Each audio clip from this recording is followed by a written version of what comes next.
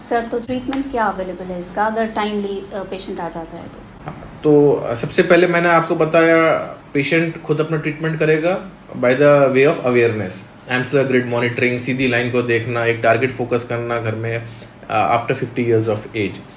ये इसलिए भी इम्पॉर्टेंट है क्योंकि इस बीमारी में पेन नहीं होता, दर्द नहीं होता।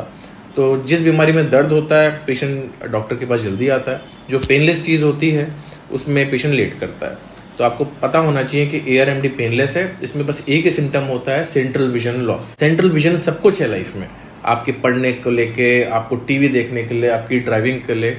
तो आप सेंट्रल विजन को आप लाइटली नहीं ले सकते। अगर आप टाइमली आ जाते हैं और स्कार नहीं बना होता है तो अब हमारे पास बहुत सारे ऑप्शंस हैं ट्रीटमेंट के, और सबसे कॉमनली परफॉर्म जो ट्रीटमेंट है वो है इंजेक्शन लगाना। इंजेक्शन होता है वो आपकी आंख में लगता है, बहुत ही बारीक सुई होती है, 30 गेज नीडल। उसमें बिल्कुल दर्द नहीं होता, उसमें हम कोई मतलब सुन एक ड्रॉप से कर लेते हैं। अगर आप प्रोसीजर की बात करें, ये 5-10 मिनट का प्रोसीजर है टोटल। और अगर आप इंजेक्शंस की बात करें, इसको इंजेक्शंस का नाम होता है anti-VEGF, एंटी VEGF इंजेक्शन। इससे स्वेलिंग कम होती है।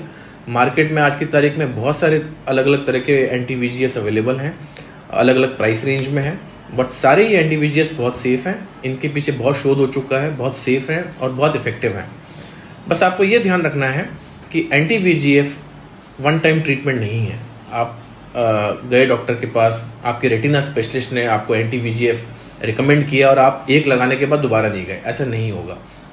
anti-VEGF और बीमारी इस प्रकार की है कि ये मल्टीपल लगते हैं, हर महीने में लगते हैं डिपेंडिंग ऑन योर स्वेलिंग। तो आपके रेटिना स्पेशलिस्ट ने anti-VEGF इंजेक्ट किया आपकी आंख में, फिर आपको 1 महीने बाद बुलाया, आपकी OCT दोबारा करी और चेक किया कि आपकी स्वेलिंग कम हुई है या नहीं हुई। अगर स्वेलिंग कम हो जाती है तो वो दोबारा नहीं लगाएंगे, अगर स्वेलिंग कम नहीं होती तो मल्टीपल लग सकते हैं। अब आपका नेक्स्ट सवाल ये होगा कि कितने लगेंगे। ये फॉर्मूला किसी के पास भी नहीं है, हर पेशेंट अलग तरीके से रिस्पॉन्ड करता है। कुछ पेशेंट्स में काफ़ी इंजेक्शन लगते हैं, कुछ पेशेंट्स में बहुत कम लगते हैं।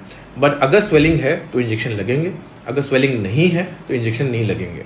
इसको हम बोलते हैं PRN डोजिंग, मतलब एज एंड व्हेन रिक्वायर्ड।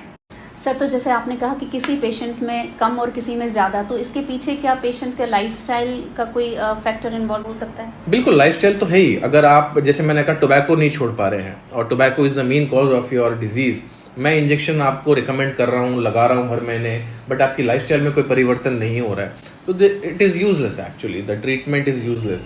मैं कितने भी इंजेक्शन लगा लूँ, आपकी जो बेसिक कॉज है बीमारी का वही आप अपनी लाइफ से नहीं निकाल पा रहे हैं, तो फिर इंजेक्शन लगते रहेंगे।